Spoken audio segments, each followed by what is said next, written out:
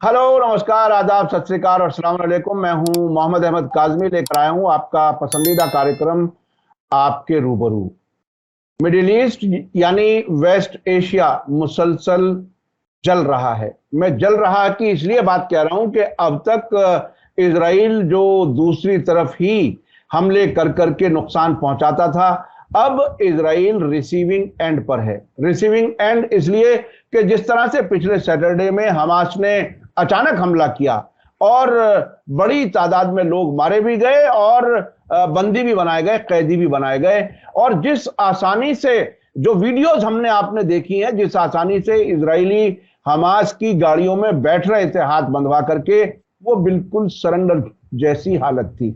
उसके बाद क्या कुछ हो रहा है, अभी ताजा खबरें ये हैं कि ईरान की तरफ से भी और अमेरिका की तरफ से भी ऐसी डिप्लोमेसी चल रही है।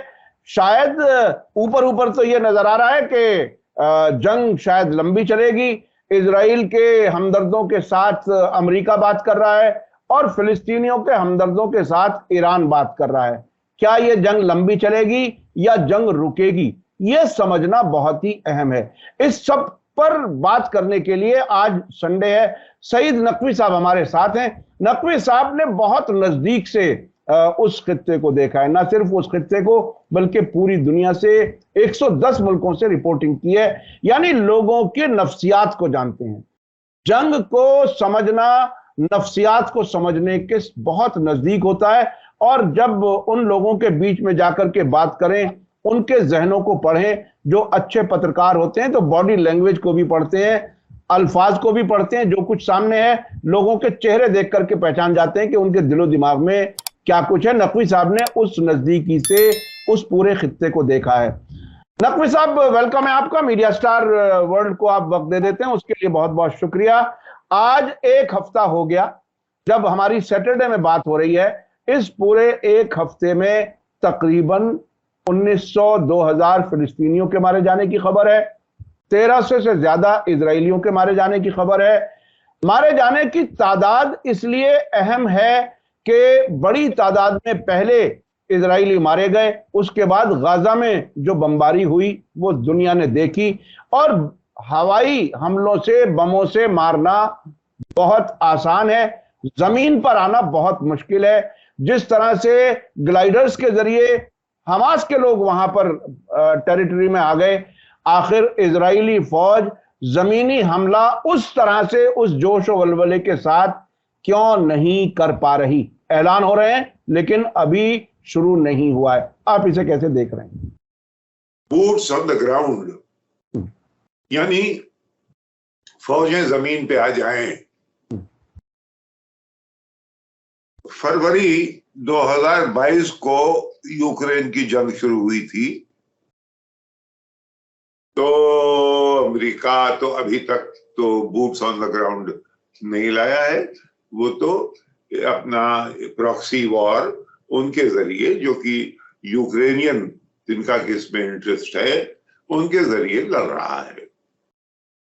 वादा ये किया था अमेरिका ऐसी कुव्वत ने कि ये जो जंग है अब ये कुछ दिनों में खत्म हो जाएगी। उस जमाने के मीडिया को आप देखें, ये कुछ दिनों में खत्म हो जाएगी, पुतिन बर्बाद हो जाएंगे, मुल्क की इकोनॉमी डूब जाएगी सैंक्शंस के बाद, और दुनिया में डंका पिटेगा कि साहब वो हेजेमोनिक पावर जो चली गई थी वो वापस है। ये अभी लोगों का फतूर था कि वो खत्म हो गई। ये एक अंदाजा था उस कुव्वत के बारे में कि जो निस्बतन इस वक्त भी इसराइल से ज्यादा कुव्वतवर है, मानिया। तो इसराइल ये कह रहा है कि हम अब जाके इनको बर्बाद कर देंगे। जाहिर है इसराइल के पास जो कुव्वतें हैं, इसराइल के पास तो न्यूक्लियर वेपन्स भी हैं, इसराइल जो चाहे करे उसके पास। लेकिन ये बात, एक जो किस्सा, बिब्लिकल किस्सा लोग सुनाते हैं डेविड एंड गोलायत का, आपको याद हो कि वो उसकी कमजोरी जो थी वो उसके हील में थी, यानी अगर उसके हील पे मार दो तो वो आदमी। वैसे ही अगर आपको ये मरकावा मरकावा टैंक था, जी जी, इनविंसिबल था। इससे ज्यादा मजबूत टैंक दुनिया में बना नहीं था। लेकिन एक कहते हैं कि art comes in where nature stops short.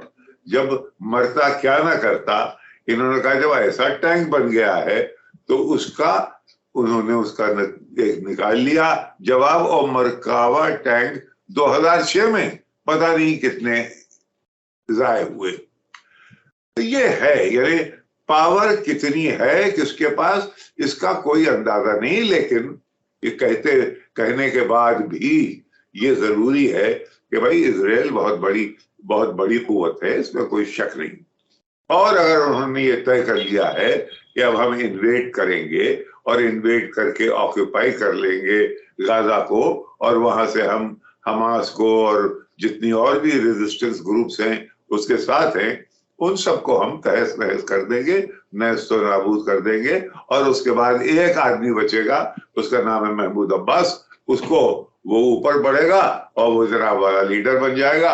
87 की उम्र उनकी हो गई है, लेकिन उसके बाद उम्र की कोई, हजरत मूसा की उम्र और लंबी थी, तो लिहाजा ये उसके बाद ये लीडर बन जाएंगे। शेक्सपियर का एक ड्रामा है हैमलेट, बड़ी अजीम शान ट्रेजेडी है, और उसमें सारी ट्रेजेडी है ट्रेजेडी ऑफ इनडिसीजन। यानी ये कि हैमलेट को सिर्फ ये करना है कि वो एक खंजर अपने चचा के पीठ पे भोंक दे, जिसने कि उसके बाप को दगा दी और उसके बाद उसको मारने के बाद उसकी बीवी से यानी हैमलेट की मां से शादी कर ली। तब हैमलेट को सख्त परेशानी है, इससे मुझे बदला लेना है। लेकिन मशहूर लाइन है, टू बी और not to be, whether it is nobler in the mind to suffer the slings and arrows of outrageous fortune। अब ये दुनिया भर वो छुरी हाथ में लिए हुई ये कॉन्टेम्पलेट कर रहा है। नतीजा ये हुआ कि हर एक मर गया उस ड्रामे में। हैमलेट में सब खुद, हैमलेट भी उनकी जो जिनसे इश्क था पोर्शिया वो गई, और तमाम लोग सब मर गए। ट्रेजेडी इसी को कहते हैं, बिल्कुल इपोकल ट्रेजेडी। अब यहां पे ये है कि ये जाएं कि न जाएं, या एक तरफ से हिचकिचाहट है, लेकिन आजकल के जमाने में अपने आप को ज्यादा होशियार न समझना चाहिए। इसके पीछे भी न जाने क्या चाल हो, क्या प्लानिंग हो कि भाई अभी जाके प्रोब करके वापस आ जाओ। एक वो हमारे यहाँ कबड्डी में यही तो कहते हैं ना कि 2 टीमें होती है, एक आदमी जाता है और जाके ऐसे ऐसे करके एक किसी को छू के वापस आ जाता है और वो बताता है वो जीत गया। अब उधर उन लोगों का काम ये कि उसको पकड़ लो। तो ये अभी कबड्डी के लेवल का खेल हुआ है। ये लोग गए हैं और कुछ लोगों को लेके आए हैं, लेकिन ये कि पूरा इन्वेजन होगा कि नहीं होगा। बात आगे बढ़े इससे पहले मैं बता दूं कि अभी जब आपसे मैं बात कर रहा हूं, इससे कुछ ही मिनट पहले मैंने एश्कलोन जो इजरायली शहर है, यानी फिलिस्तीनी कब्जे वाला शहर कहा जाए, तो वहां से एक रिपोर्टर अल जजीरा का ये कह रहा है कि इजरायली फौज ये जाहिर करना चाहती है कि वो कुछ तो करे अपने लोगों को छुड़ाने के लिए। और वो ये मिसाल भी दे रहा था कि अब से पहले भी बड़ी लंबी मुद्दत तक इजरायली कैदी फिलिस्तीनियों के हाथ में रहे हैं। इसके अलावा ये इस तरह की इजरायली मीडिया से भी खबरें आ रही हैं कि उनके कुछ फौजी गए और कुछ डेड बॉडीज ले आए। जिंदा को वापस लाने की बात नहीं कर रहे, नहीं तो उसे दिखाना पड़ेगा ना। अब डेड बॉडी को दिखाएं वो भी बहुत जरूरी नहीं है। तो इस तरह के क्लेम्स।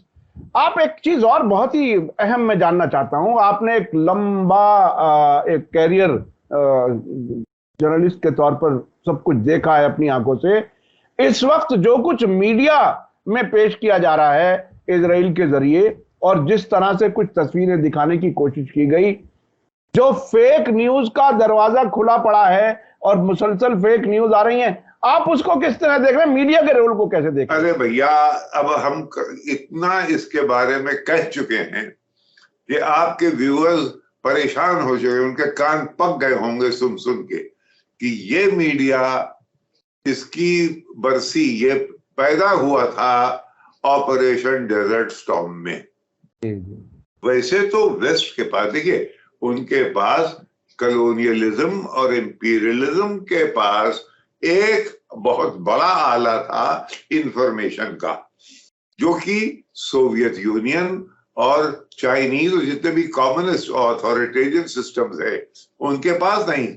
वो एक प्रोपेगेंडा को प्रोपेगेंडा ही कहते हैं, उनका प्रोपेगेंडा ये कहता है।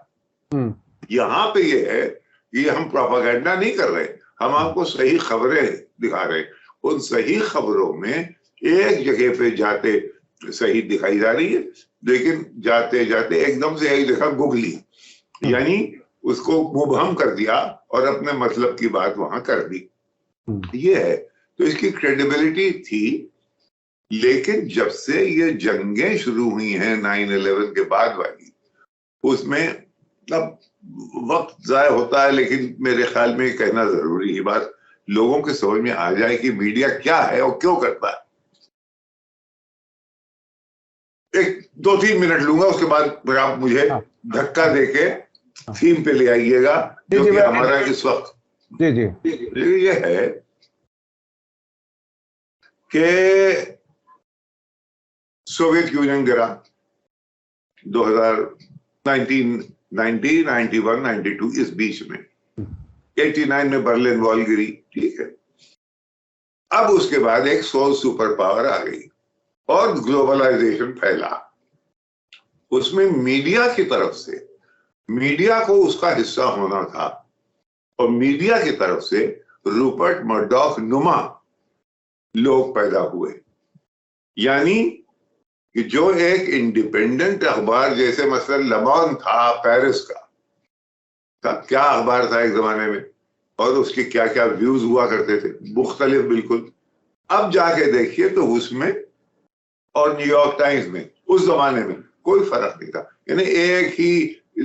और थॉमस फ्रीडमैन ने किताब लिखी थी, जो कि न्यूयॉर्क टाइम्स के बहुत बड़े कॉलमनिस्ट हैं, उसका नाम था the world is flat, the earth is flat, यानी यहाँ बस बराबर यहाँ से वादा हो गया। अब एक एडिटोरियल जो वहां है वही लाइन यहाँ, वही लाइन अल्पैज में, मैड्रिड में, और वही हिंदुस्तान के अखबार तो खैर कॉपी कैट ही हैं इंटरनेशनल अफेयर्स में खास करके, वो हो जाएगा। ये एक तंजीम बनी और इसको इनॉग्रेट किया गया ऑपरेशन डेजर्ट स्टॉर्म, जो कि 1992-93 में इराक के साथ हुआ। उसमें CNN ने BBC को बीट कर दिया, और रशीद होटल की छत पे से उन्होंने पीटर आर्नेट हमारे दोस्त थे, वो उन्होंने एक गोया एरा इनॉग्रेट किया। उस एरा के बारे में मैं बार बार कहता हूं, और लोग अगर नहीं समझ सकते तो खुदा के वास्ते समझे वो क्या था। उस वक्त तक दुनिया में जंगें, इंटरनेशनल अफेयर और जंग हमारे ड्राइंग रूम्स में नहीं आई थी। ये ऑपरेशन डेजर्ट स्टॉर्म उस लिहाज से बाद में जो ऑक्यूपेशन इराक हुआ उससे ज्यादा अहम इवेंट था, क्योंकि इसमें एक पूरा जो आला था वो उसका इनॉग्रेशन हुआ। वो आला क्या था कि दुनिया में मीडिया हमारा, सारी दुनिया की खबरें अब आप हमें देखें, उसको भूल जाइए। जंग हो रही है दुनिया में, एक आपका रिपोर्टर है ही नहीं वहां, वो सिर्फ हम जंग कर रहे हैं, हमें उसको रिपोर्ट कर रहे हैं, हमें उसको एनालाइज कर रहे हैं, आप जो है उसको देख रहे हैं। टुक टुक दीदम दम न कशीदम, ये बिल्कुल सिचुएशन थी। तो वो ही होते होते एक उसूल है, याद रखो काज़मी साहब, कि when war breaks out the first casualty is the truth. जब जंग होती है और हम अपनी फौज के साथ जाते हैं तो हम ये थोड़ी आपको बताएंगे कि साहब हमारी फौज तो बिल्कुल बोधी थी, वो तो पिट गई। हम तो बढ़ा चढ़ा के यही बताएंगे साहब कि क्या क्या उन्होंने कारनामे दिखाए कि न दिखाए, लेकिन बहरहाल हम यही कहेंगे ना। तो फर्स्ट कैजुअलिटी वॉर में है ट्रूथ। अच्छा, ये जो हो जाता है तो दुनिया जो देखती है इस अनट्रूथ को, वो उसको इंटरनलाइज करती है, वो समझती यही हो रहा है। अब हुआ क्या कि 9/11 के बाद इतनी जंगों में अमेरिकन और एंग्लो सैक्सन जर्नलिस्ट मुलविस हो गए कि वो ये झूठ जो था, जो कि एक आईन है वॉर कवर करने का, कि the first casualty is the truth, यानी जब हम कवर करेंगे तो हम झूठ बोलेंगे, हम अपने जंगजू, अपने हवाई जहाज, अपने आर्मामेंट्स की हम तारीफ करेंगे, अपने जनरल्स को प्ले अप करेंगे। ये जो है ये चलता, एक दफा हो गया, 2 दफा हो गया, 3 दफा हो गया, होते होते होते होते इसकी क्रेडिबिलिटी कम होने लगी। और यहां तक कि लिबिया के प्रोजेक्ट में जब आया तो कोई मानने को तैयार नहीं था अरब वाला कि बीबीसी और CNN सच बोल रहे हैं। और उन्होंने बाकायदा यानी एक पीस साइन की इनके साथ, कतर के साथ, कि साहब आप अपना जो अल जजीरा है उसकी क्रेडिबिलिटी है खुदा के वास्ते तरह। तब अल जजीरा एंटर हुआ, इनके चेस्टनट्स उसमें निकाल ली गई। सवाल यही है, तो आप जो आप मीडिया की बात कर रहे हैं, तो वो मीडिया तो एग्जैजरेट करना और झूठ बोलता चला जाएगा उसी के, लेकिन डिस्क्रिमिनेट करना कि कुछ खबर भी है और कुछ तसन्नो भी है, यानी कुछ एग्जैजरेशन भी है और कुछ फैक्ट भी है, उसको डिसर्न करना, ये इस वक्त एक सलाहियत हमारे व्यूअर्स के अंदर अब तक पैदा हो जाना चाहिए कि देखिए ये खबर है। मैं आपको बताऊं नकवी साहब, मीडिया स्टार वर्ल्ड मुसलसल इस जंग को कवर कर रहा है और बहुत लोग हैं दुनिया भर में, हत्ता के जॉर्डन के बॉर्डर से भी किसी साहब ने मुझे बताया कि मैं यहां से हूं, आपको देख रहा हूं और यहां जो हकीकत है वही आप बता रहे हैं। खैर, मैं उस पर बाद में आऊंगा। अभी ईरान और अमेरिका की तरफ से अपने अपने तरीके से डिप्लोमेसी हो रही है, आप इसको किस तरह से देख रहे हैं? अमेरिका कह रहा है कि हम अब न्यूट्रल रहने का वक्त नहीं है, यानी हम पूरी तरह से इजराइल के साथ हैं। ईरान कह रहा है कि सारी रेजिस्टेंस फोर्सेस हर सिनेरियो के लिए तैयार हैं। ये दोनों जो नजरिए हैं उनको आप किस तरह से देख रहे हैं, क्या कुछ है? आपके व्यूअर्स इस बात को याद रखें कि जब वो टेलीविजन देखते हैं और उस पे जितने भी स्पोक्समैन, जितने लीडरान इजरायली आते हैं, वो क्लेम यही करते हैं कि देखिए the world, the international community में कोई नहीं है जो कि हमारे साथ हमदर्दी नहीं रखता, उनके साथ किसी की हमदर्दी नहीं है। अब यही किसी के अंदर एक बड़ा एग्जैजरेशन है। वो क्या है भाई? जाहिर है कि जो G7 जो गोरे मुल्क हैं यूरोप के, जो अमेरिका के मातहत हैं, जो अभी एक गुट अभी तक हैं, वो डिसइंटीग्रेट हो रहे हैं। यानी अभी जो इकोनॉमी, दुनिया की 4th ग्रेटेस्ट इकोनॉमी जर्मनी, वो नाक उसकी जमीन में आ गई है। पुतिन की नहीं आई, शोल्स साहब की आ गई और बहुत मुसीबत आने वाली वहां। तो एक तरफ ये है कि दुनिया में देखिए हमारी इंटरनेशनल कम्युनिटी जो है वो सिर्फ इजराइल को सराह रही है और उनको, हमास के उस पर धिक्कार है। गलत भाई, पूरा।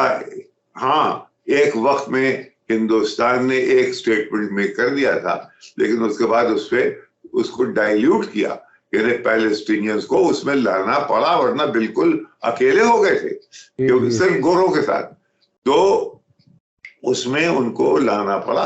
अब पूरा ब्रिक्स का जितना है बढ़ता हुआ निजाम, वो सब फलस्तीनियों के हक में बात कर रहा है, उनसे बात। अच्छा, मैं एक चीज और बताऊं सर, अभी फ्राइडे को दुनिया के बहुत से मुल्कों में फिलिस्तीनियों के हक में और इजराइल के खिलाफ प्रोटेस्ट हुए हैं। और हत्ता के यूरोप और अमेरिका तक में भी हुए हैं। तो ये तो हो सकता है कि कुछ हुकूमतें उनके साथ हों, लेकिन हुकूमतें हैं, हाँ, पब्लिक लेकिन सपोर्ट लोग नहीं है। और लोग नहीं ये है। अब यही खलिश अरब्स को और वेस्ट को है ईरान के खिलाफ, कि वो इसके साथ खड़ा होके अरब स्ट्रीट को अपनी तरफ कर लेता है, क्योंकि वो एक मुस्तहकम, एक तरीके से अटल वो इस पोजीशन पे है कि भाई फलस्तीनियों का मामला जब तक सॉल्व नहीं होगा, हम इसराइल को रिकग्निशन का तो सवाल ही नहीं है। अच्छा, German goes down very well in the Arab street. अब अरब स्ट्रीट जो है वो सिंपथाइज करने लगती है आयतुल्लाह जैसे रईसी के साथ, खामनेई के साथ, ये फिर से लोग घबराते हैं। ये है ऐसा सर्वे अरब स्ट्रीट का आ चुका है कई बार कि अरब स्ट्रीट यानी अरब अवाम, अगर उनसे पूछा जाए कि मुस्लिम मुल्कों का लीडर कौन है तो वो ईरान कहते हैं, और अरब कौन सबसे पॉपुलर लीडर है तो हसन नसरुल्लाह का नाम लेते हैं, ये अरब के लीडर के तौर पर। अच्छा, अब मैं ये समझना चाहता हूं कि अभी जिस हालत में इजराइल है, आप वहां गए हैं, नजदीक से देखा है, कुछ वीडियो भी देखी होंगी आपने जरूर, वहां जंग की शुरुआत की और अब तक भी सन्नाटा है शहरों में। मैं अभी एक नया ट्रेंड हुआ है नकवी साहब के मुख्तलिफ टेलीविजन चैनलों ने कुछ कैमरे लगा दिए हैं परमानेंट मुख्तलिफ शहरों की स्काई लाइन पर, यह दिखाने के लिए कि इस वक्त के क्या हालात हैं। हमारे रिपोर्टर नहीं है, कैमरे लगे हुए हैं सीसीटीवी टाइप के, और वो मुसलसल देख रहे हैं। तो जब डायरेक्ट कवरेज बेडरूम तक पहुंच रही है, उसमें इजरायली शहरों में सड़कों पर लोग नजर नहीं आ रहे, ये अभी हमारे दर्शक देख सकते हैं। तो वो डर करके बैठे हुए हैं, वो कहां चले गए?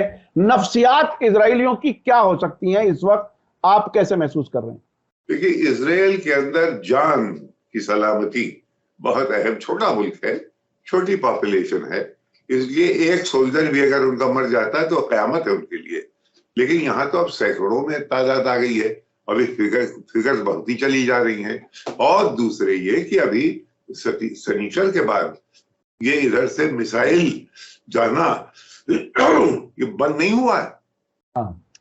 कल मिसाइल फिर गई हमास की तरफ से अश्केलॉन की तरफ खास करके, और बाकी और दूर तक।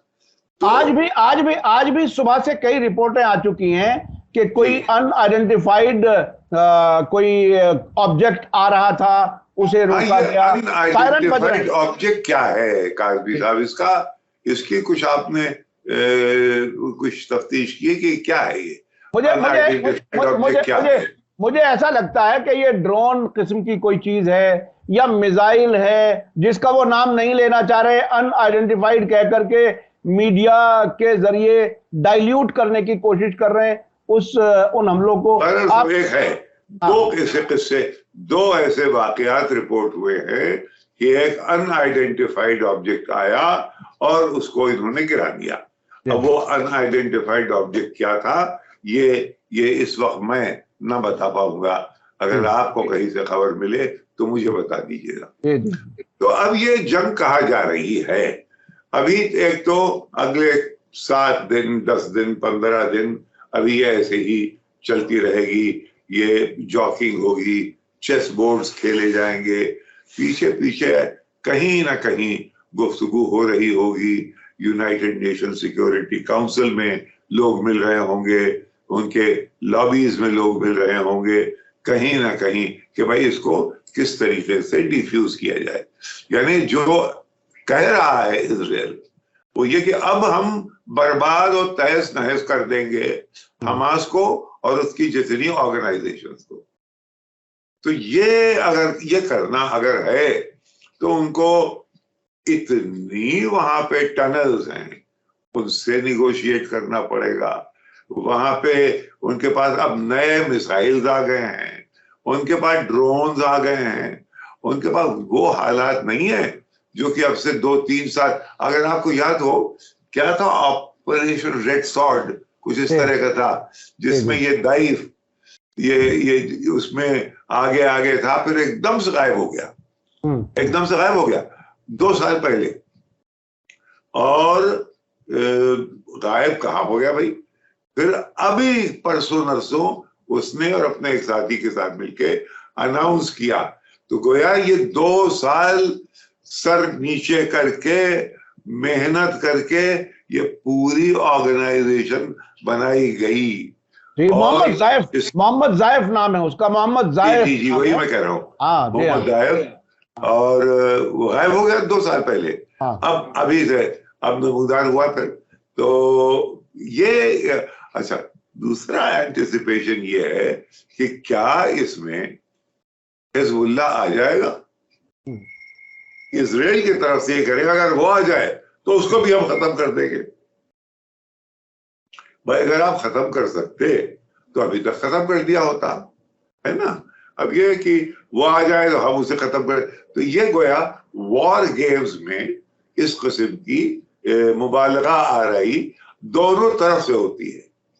दोनों तरफ से ये मुबालगा होता है कि साहब हम उनको खत्म कर देंगे, वो कहते हैं आज तो जाओ फिर हम तुम्हें देख लेते वगैरह वगैरह। तो अभी इसको सुने जाइए, ये कुछ हफ्तों ही चलेगा अभी, लेकिन पीछे पीछे याद रखिए कि अब कहीं ना कहीं इसके पीस की बातें हो रही होंगी।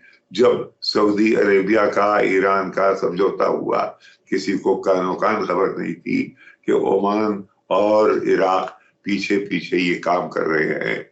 इसी तरीके से कहीं ना कहीं ये बात हो रही होगी कि भाई इसको डिफ्यूज किया जाए।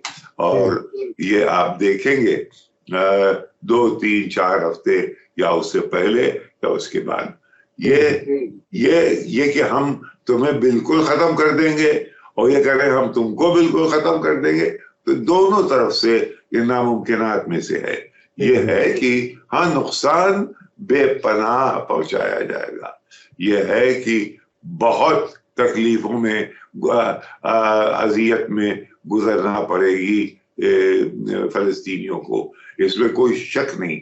यानी सर पे कफन बांध के उतरे हैं ये लोग, और इसमें कोई यानी और देखिए ये ग्राउंड ऑफेंसिव जो है वो अगर एक डिटर्मिन्ड फौज है, डिटर्मिन्ड गुरिल्ला वॉरियर्स हैं, तो एक डिटर्मिन्ड आदमी जो कि मरने के लिए तैयार है, उसके लिए आपको 5 या 10 सोल्जर्स की जरूरत होती है। रेशियो ये है गुरिल्ला वॉर में, क्योंकि आप एक्सपोज्ड है, आप टैंक्स में हैं, आप आर्मर्ड कैरियर्स में हैं, आप सड़कों पे हैं, आपको ये नहीं मालूम कि वो किस रबल के पीछे क्या है। जो आपने रबल बना दिया है उसके पीछे, अरे भाई रबल वो चीज है, आपको एक बहस एक किस्सा सुना दूं कि जब जंग हो रही थी इसकी सीज ऑफ सारायेवो, बड़ी सारायेवो जो कि बोस्निया का कैपिटल है, उसको सर्बियंस ने सीज में रखा था 4 साल तक। और वहां से एक अखबार निकलता रहता था, उसका नाम था ओस्लो बुजीमिया। जब वहां गए हमने कहा भाई ये कहां से निकलता है, तो मालूम हुआ है कि इमारत 4 फ्लोर की जो कि ढह गई है, उसके बेसमेंट में जाने के लिए आपको तमाम दुनिया भर के ईंटें वगैरह के बीच में से वहां बिजलियां जल रही होती थी, और वहां वो दफ्तर था बुजीमिया का। तो ये अभी इनको ये नहीं मालूम है कि इमारतें ढाले ना तो है, ढा लिया आपने, लेकिन वो ढाले उसका रबल रहता है, और उस रबल को निगोशिएट करना और ज्यादा मुश्किल है। भाई इमारतों की तो खिड़कियां हैं आप जानते हैं, लेकिन रबल की किस खिड़की से कहां से गोली चल रही है आपको अंदाजा भी नहीं होता। ये एक अजीब और गरीब मामला है। बहुत बहुत शुक्रिया नकवी साहब, आपने बहुत सी इंसाइट बताई और पॉसिबिलिटीज, और जंग कुछ हफ्ते और चल सकती है ये इम्कान भी जाहिर किए। 1-2 चीजें हैं जो मैं आखिर में जरा कंक्लूड करने के लिए, वो ये कि इजराइल के पास बहुत बड़ी ताकत है, उसका तो उसकी हकीकत इस हमले में आ गई कि वो ताकत क्या है और उनकी मोसाद क्या कुछ है। जितनी बड़ी नाकामी हुई है वो इमारत तो ढह गई। उसके अलावा जो आपने वो जिक्र किया रुपर्ट मर्डोक का और मीडिया का, मेरे साथ भी एक वाकया हुआ, मैं अपने दर्शकों को याद दिला दूं। जब ये 1990 का डेजर्ट स्टॉर्म जो था, ऑपरेशन डेजर्ट स्टॉर्म, उसमें हमें हमारे यहाँ भारत में वो खास किस्म के एंटीने लगने शुरू हुए और बगदाद में जो कारपेट बॉम्बिंग हो रही थी हम यहाँ देख रहे थे। उसके बाद का एक वाकया बहुत ही दिलचस्प। अमेरिकन सेंटर नई दिल्ली में वॉशिंगटन पोस्ट के एडिटर और सीएनएन के फाउंडर एड टर्नर वो आए हुए थे और उन्होंने यंग जर्नलिस्ट के साथ 3 दिन का वर्कशॉप था उनका। उसमें मेरा भी किसी ने नाम दे दिया था, मैं भी उस 3 दिन में वहां था। और उसमें जो आजकल रिपब्लिक टीवी के हेड हैं अर्नब गोस्वामी, वो भी थे और कई लोग थे। उनका तरीका ये होता है कि कैच देम यंग, नौजवान जर्नलिस्ट को आप अपना इन्फ्लुएंस में ले आओ तो जिंदगी भर काम आएगा। मैंने ये समझा। मैंने एड टर्नर से एक सवाल किया कि देखिए साहब, आपकी कवरेज बहुत बढ़िया थी और हमने देखा, और टीवी चैनल का 24 घंटे कवरेज आपने दी, बहुत लोगों ने अप्रिशिएट किया। लेकिन आप ये बताइए कि जब ये जंग खत्म हो गई, उसके बाद आपने इराकियों पर पाबंदी लगने के बाद आवाम पर क्या असर हुआ? क्या उसकी कोई कवरेज आपने की? तो वो खेल गए। वो कहने लगे अरे साहब, वहां तो पेंसिल भी लेके चलने की इजाजत नहीं थी और मुमकिन नहीं था।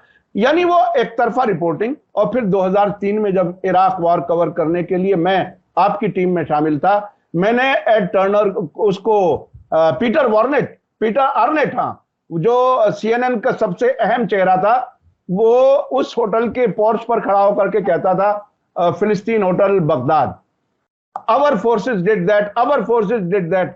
ये जर्नलिज्म है उन लोगों का। ये मैं उन लोगों के लिए बता रहा हूं कि जो लोग अमेरिकन और वहां की जर्नलिज्म को आइडियल मानते हैं, वहां के लोग ऐसे एक तरफा रिपोर्टिंग करते हैं जिसका आपने जिक्र किया जंग के जमाने में। जी, जंग के जमाने में, खासतौर जंग के जमाने में। लेकिन बहरहाल वो भी ईमानदारी नहीं है ना, पत्रकारिता नहीं हुई। और हमने उस बगदाद से वो रिपोर्टिंग भी की थी कि ब्रीफिंग में हमें इजाजत नहीं दी और दूसरे लोग वहां पर जा रहे थे।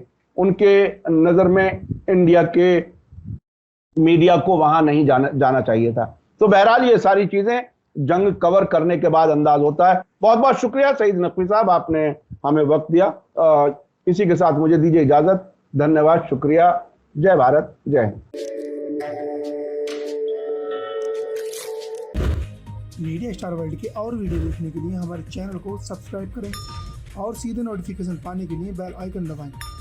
और अगर हमारी खबर सच्ची और अच्छी लगे तो अपने व्हाट्सएप, इंस्टाग्राम, फेसबुक और ट्विटर अकाउंट पर जरूर शेयर करें।